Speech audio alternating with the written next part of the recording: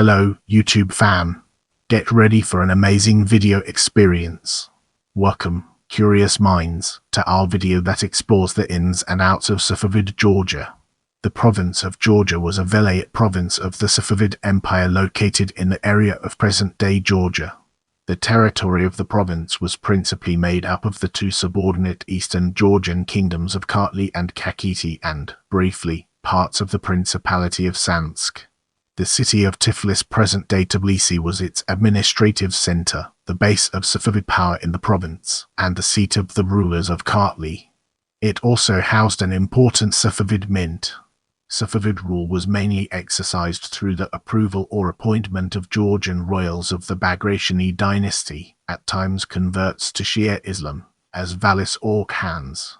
The eastern Georgian kingdoms had been subjected in the early 16th century. Their rulers did not commonly convert. Tiflis was garrisoned by an Iranian force as early as IsmailI's reign, but relations between the Georgians and Safavids at the time mostly bore features of traditional vassalage.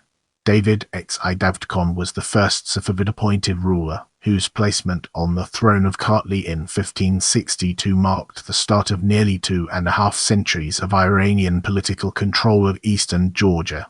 During the same period, Iranian cultural influence dominated eastern Georgia. From Thomas I's reign onwards, the province was of great strategic importance. Many ethnic Georgians, generally from Kartli and Kakheti, rose to prominence in the Safavid state. These men held many of the highest positions in the civil and military administration, and many women entered the harem of the ruling class. By the late Safavid period, Georgians formed the mainstay of the Safavid army as well.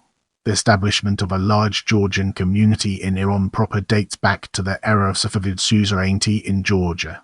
As the province was a border entity, the valis of Georgia exercised more autonomy than other provinces of the Safavid Empire. It could therefore be compared to the Orobestan province, present-day Houston province, in the southwestern part of the empire. The province of Georgia was one of only 4 Safavid administrative territories where governors were consistently given the title of vali. Welcome to the next segment, where we explore 16th century and its significance in our journey. The first Safavid king Shia Ismail made the two kingdoms of Kartli and Kakheti his vassals as early as the Urs. However, distracted by the task of establishing power in Iran, he did not tighten his hold on Georgia. He did raid Georgia a number of times, notably in 1518, which reconfirmed its status as a vassal, and in 1522, which resulted in Tiflis being garrisoned by a large Safavid force, but it was only under his son and successor Thomas I that a genuine province with Safavid-appointed rulers and governors began to take shape. Thomas I undertook active steps to integrate Georgia into the Safavid domains.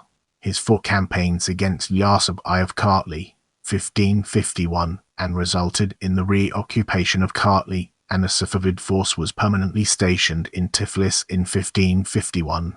A key outcome of these campaigns, apart from cementing Safavid hold in central eastern Georgia, was that they brought to Iran proper hereafter, simply Iran, large numbers of Georgian prisoners of war. Beyond this, the sons of notable Georgians were frequently brought up at the Shah's court as part of their tributary relationship with the Safavids. Beginning with the rule of Thomas I, Georgians would contribute greatly to the character of Safavid society and play a major role in its army and civil administration. This newly introduced ethnic element in the Safavid state would later be known in historiography as the third force, alongside the 2 founding elements of the Safavid state, the Persians and the Turkomans. In 1551 the Safavids gained the eastern part of the Principality of Samtskhe. In 1555, during Thomas I's reign, the Peace of Amasya was signed with the neighboring Ottoman Empire. According to the terms of the treaty, eastern Georgia including eastern Samtskhe remained in Iranian hands, while western Georgia including western Samtskhe ended up in Turkish hands. To speed up the process of integration into the empire, Thomas I imposed numerous Iranian political and social institutions such as bilingual Georgian-Persian farmers, with the aim of establishing Persian as the official administrative language of Safavid Georgia. It was also during his reign that the first Georgian royal, a convert to Islam named Davud Khan, was put on the puppet throne in Tiflis. These events marked the start of almost 250 years of Iranian political dominance, with a few brief intermissions over eastern Georgia. In 1559, the first provincial vizier was assigned to the Azerbaijan province, with authority over the Georgia province as well as Shirvan including Sheki. These provincial viziers, also known as royal viziers, held the title of Vasalage and received instructions from the central government located in the royal capital, instead of the local governor. Challenging the Safavid possession of Eastern Caucasus, the Ottomans invaded the Georgian polities in a victorious campaign in 1578. As a result, the Safavids released the Georgian rebel ruler Shumavas Khan Simoni of Kartli from captivity to enable him to join the fight against the Ottomans. Though Simon achieved considerable success in Kartli, he was eventually captured by the Ottoman troops and died in captivity in Constantinople. In the period, the Safavid government sent a force accompanied by the Tupchi-Bashi Murad Khan to Georgia together with a number of cannon founders and the materials needed for casting cannon. By 1582, the Ottomans were in control of the eastern, Safavid portion of Samtskhe. Unable to resist the Ottoman invasion, Manucha I Jakhi of Samtskhe accepted the Iranian overlordship as well and moved to the Safavid court, where he lived until his death in 1614. By the Treaty of Constantinople in 1590, the Safavids lost control over Georgia as they were forced to recognize the whole province as an Ottoman possession. As we move forward, let's uncover the untold stories and fascinating intricacies of 17th century. At the beginning of the rule of Abbas I, the importance of Georgia and the influence of ethnic Georgians in the Safavid state increased and they came to be known as the Third Force. Already by 1595, an ethnic Georgian from Kartli, Davud Khan, originally surnamed Underlads, had become one of the most powerful figures in the Safavid state. By the end of the 16th, Georgians, forming an increasingly influential military faction, became a major threat to the Qizilbash, the traditional backbone of the Safavid army. At the same time, the Georgians at the Safavid court vied for influence among each other as well as against their Circassian counterparts. By and large, Abbasi's policy towards the province can be seen as a continuing the previous efforts to fully integrate the area in the Safavid Empire. In the early years of the 17th century, Abbas re-established Safavid influence in eastern Georgia.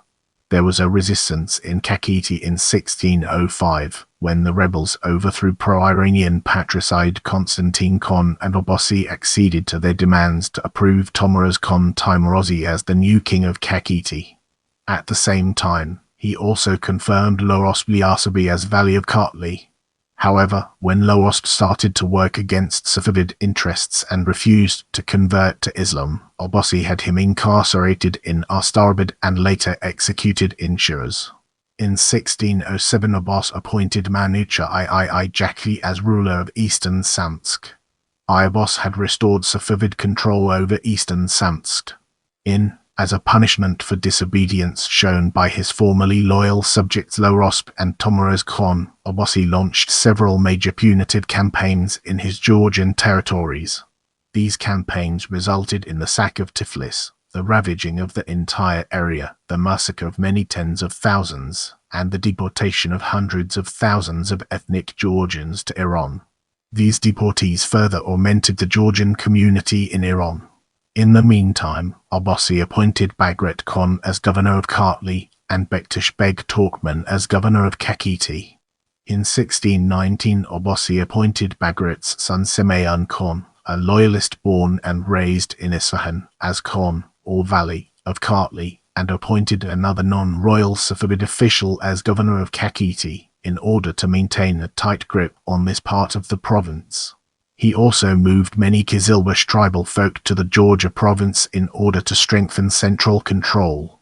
From the mid-Urs onwards, Kakheti was often under the direct governorship of Qizilbash lords. Around 1620, Abbas relocated some 8,000 Jews from the province, along with 40,000 Armenians, to the newly built city of Farhabad. In these years, he moved a total of about 15,000 families from the Caucasus to Mazandaran. In Manucha I Jakli, appointed earlier by Abbasi as nominal ruler of Samtskhe, moved to Kartli to join the rebellion of Muratbeg Georgi Sokaj against Safavid rule. Some time later, while away from Samtskhe, he decided to accept Ottoman suzerainty. However, when he returned to Samtskhe in 1625 for negotiations in the western Ottoman part of Samtskhe, he was killed by his own uncle. Subsequently, the Ottomans incorporated the western part of Samtskhe as a pashalik. The Safavids retained control of the eastern part. The remaining century of Safavid rule in Georgia, after Abbasi's death in 1629, was marked by unprecedented Iranian influence.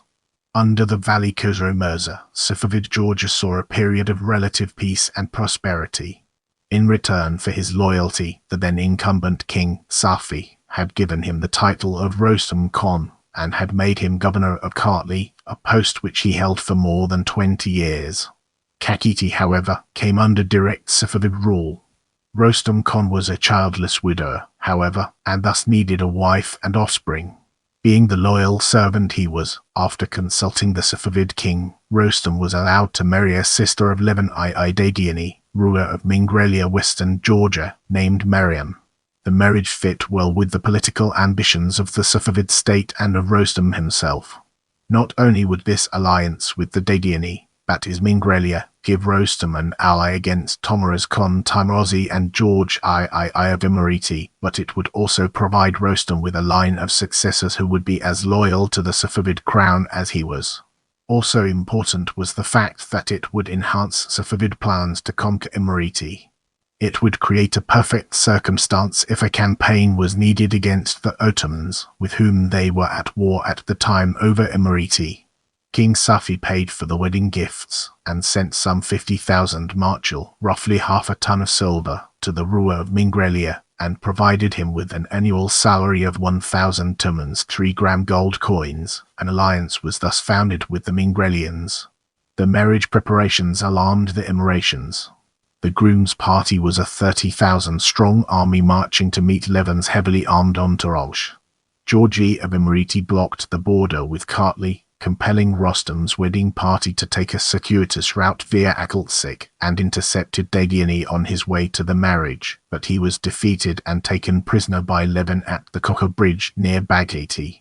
In 1639, by the Treaty of Zuhab, which ended the war, the Caucasus was decisively partitioned between the Safavids and Ottomans, roughly along the lines of the earlier Amasya Treaty of 1555. Kartli and Kakheti were reconfirmed as Iranian domains, while everything to the west of it remained in Ottoman hands. Samtskhe Meskheti, including its eastern part, was irrevocably lost. In 1654, during the reign of King Abbas II, Kartli was turned into Crown Land Khas, and therefore subjected to direct Safavid taxation. The amount of land directly taxed by the state reached its greatest extent in this year. Also during Abbasi's reign, an earlier plan was revived to populate the eastern part of the province, Kakheti, with Turkic nomads. This measure incited a general uprising in 1659. The rebels succeeded in expelling the nomads, but still had to accept the Safavid king's suzerainty. In 1675 a wall was built around Tiflis by King Suleiman I. By the ethnic Georgians formed the mainstay of the Safavid army. Let's now turn our gaze towards 18th century and explore the fascinating connections it has to offer. In 1701, one of the artillerymen Tachis in Tiflis was appointed vassal regent of the Tachi Bashi of Tiflis fortress. Imam Kartli Khan Davudi, born and raised in Isfahan, and known for his loyal service to his Safavid overlords, was made governor of Kakheti by Sultan Hussein due to his father, Nazar Ali Khan Herakliasi, being stationed at Isfahan during the entire period. In 1709, following his father's death, he was formally appointed as the new governor of Kakheti. However, until 1715, He served as vali in absentia due to his being obliged to stay at the court in Isfahan. To the west, in Kartli, the administration was given to two successive governors who both served as vali in absentia due to being stationed in other parts of the empire, Shia Khan II, Georgian Khan George XI, and Kakheti Khan. Due to this, in the years, the administration there was led by two successive regent Janshins, namely Shah Khan Leban and Hossein Khan Vakhtangvi. In Hossein Khan was forced to stay in Iran, and the Safavid king therefore gave the governorships of Kartli to others, amongst them Ali Khan Jesse and Janshins such as Shah Baker Mirza. In 1719 the Iranian government decided to send Hossein Khan, who had occupied several other high positions since 1716, back to Georgia with the task of handling the Lesbian rebellion. Assisted by the ruler of neighboring Kakheti, as well as the governor Beglabeg of Shirvan, Hossein Khan made significant progress in putting a halt to the Lesians. However, in the winter of 1721, at a crucial moment in the campaign, he was recalled. The order, which came after the fall of Grand Vizier Fath Ali Khan Dagestani, was made at the instigation of the eunuch faction within the royal court, who had persuaded the Shah that a successful end to the campaign would do the Safavid realm more harm than good. In their view, it would enable Vakhtang, the Safavid Valley, to form an alliance with Russia with an eye to conquering Iran. Shortly after, the Lesians overran Shirvan, whereafter they sacked and looted the provincial capital of Shemaki and massacred much of its population. In 1722 Imam Khan died and was buried in Qom. Sultan Hussein then appointed his brother Mohammad Khan Constantini as the new governor of Kakheti. When the capital of Isfahan was put under siege in 1722, Hossein Khan defied the royal orders and refused to send the requested relief force. In the meantime, Russia took full advantage of the situation. With the Safavids on the brink of collapse, they launched a campaign that resulted in the annexation of the coastal territories. The Ottomans, also taking advantage of the situation, overran the province of Georgia and other territories to the west of the area that the Russians had captured. By the Treaty of Constantinople, the two powers further divided the annexed territories between them, with the Ottomans again retaining Georgia. The rebellious Hossein Khan, who had sided with the Russians during their invasion in what turned out to be an ill-fated alliance, died in exile in Russia in 1737. When the Safavids were restored by Nader Qoli Beg, later known as Nader Shah, the de facto ruler of Iran, he restored Iranian dominance in the Caucasus and made Timur's I Valley of Kakheti, while appointing an Iranian as the governor of Kartli. In 1736 Nader deposed the Safavids and became king himself, establishing the Al-Sharid dynasty. In this section, we'll be exploring mint. One of the most important Safavid mints was located in the province of Georgia, in Tiflis.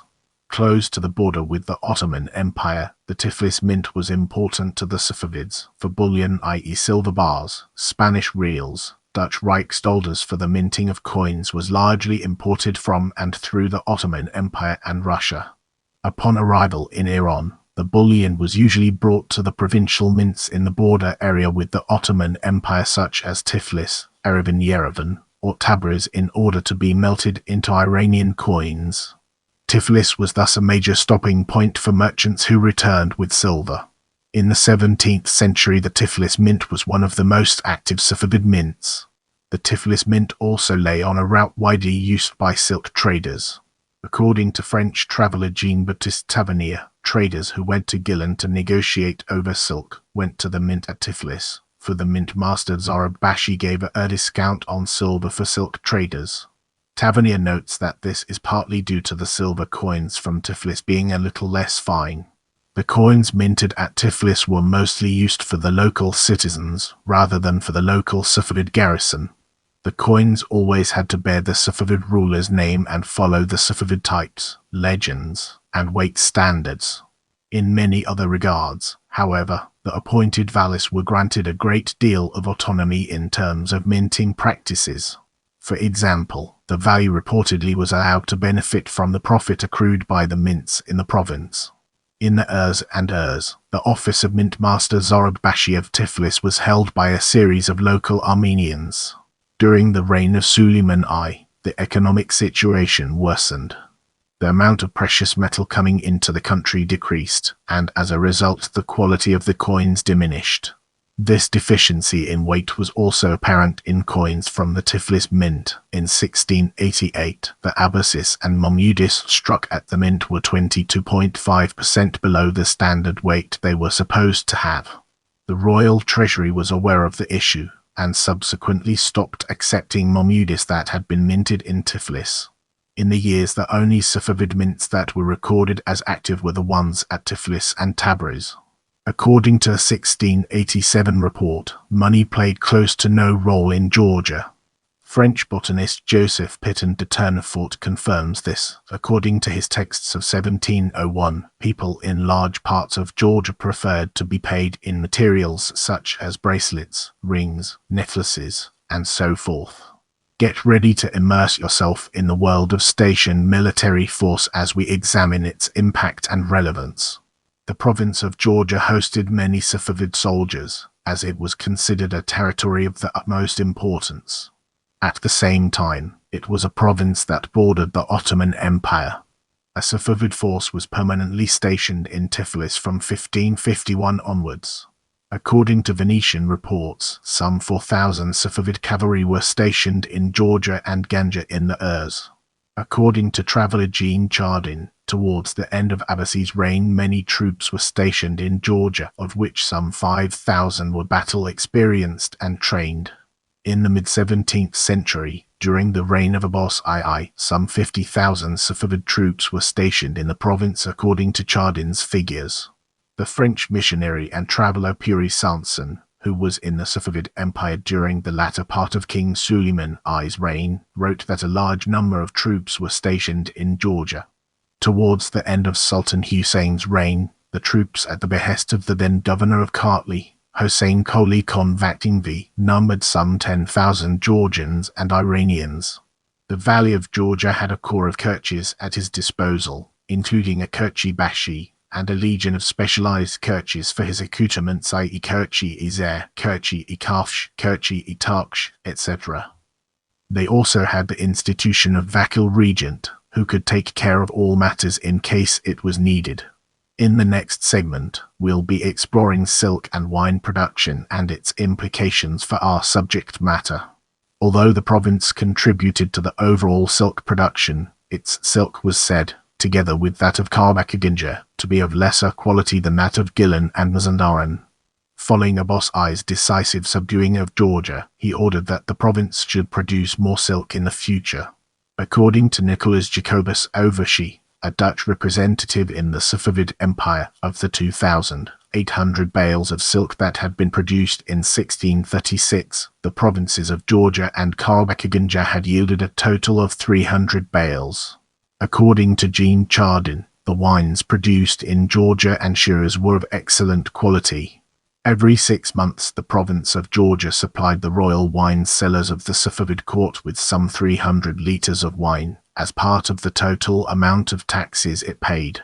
The governors were responsible for the supervision of the viticulture of their province. Our focus now turns to Georgian culture, an important aspect of our discussion. From the 16th century there was an increase of Iranian influence in Georgian culture.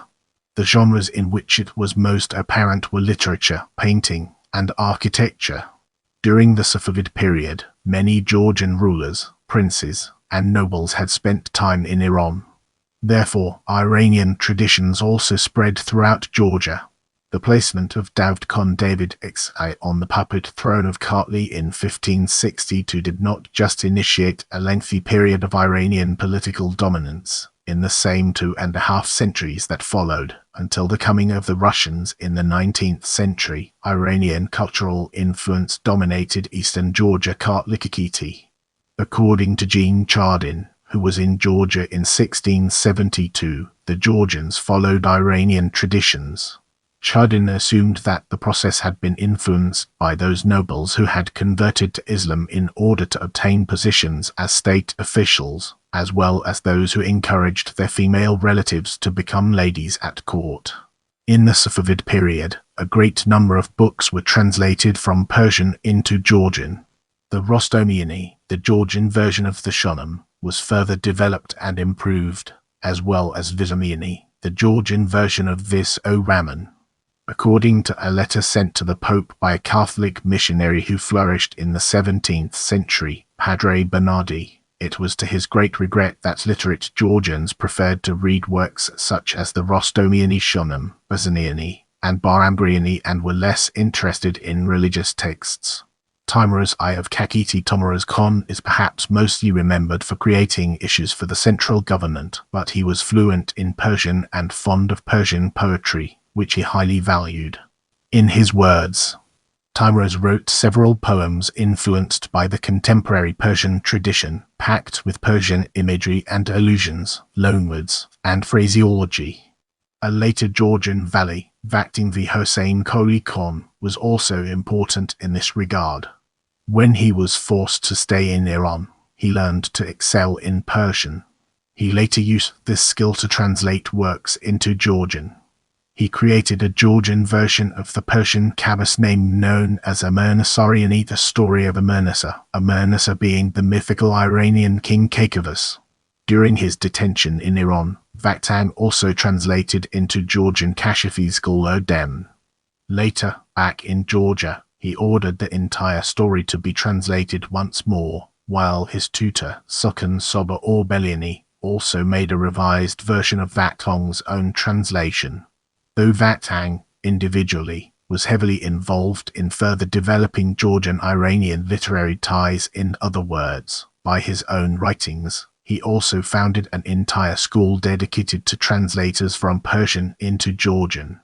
During this period, a number of folk stories, i.e. dastans that were extremely popular in Iran, were translated into Georgian on his orders.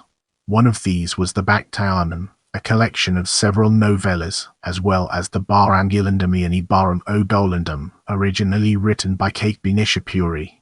The many other Persian-Georgian literary efforts of this era include translations of the Kazan and books on Shia jurisprudence.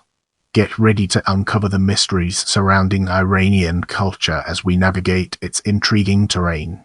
In another, perhaps unorthodox, way, Georgia also influenced the culture of Iran. According to a story, an ethnic Georgian named Shirin Chilads was so renowned for being able to hold his liquor that Safavid King Safi invited him to the court in order to hold a drinking competition. After beating everyone at court, the king himself challenged Chilads, and reportedly died doing so. Though historian Rudy Matthew reports that the story may be apocryphal, as alcoholism did kill Safi, but not in relation to a drinking contest, it does show that Georgian habits had spread to Iran. In the Safavid period, large numbers of ethnic Georgian men entered Safavid government service, whereas many Georgian women entered the harems of the ruling elite and the royal court. Drinking alcohol, a prominent Georgian habits, influenced Iranian society, and more importantly, court culture, during this period. It is especially evident in the taxes the province had to pay. They included many litres of wine. The royal harem, the private area of the royal court, was where Safavid rulers grew up. After Abbasi's reign, all Safavid rulers grew up there surrounded by mostly Georgian women. There were also many golems who drank. Matthew therefore suggests that it is quite likely that the fondness for wine exhibited by Safavid rulers originated in this environment. I hope you learned something new today. Let me know what you found most interesting in the comments below.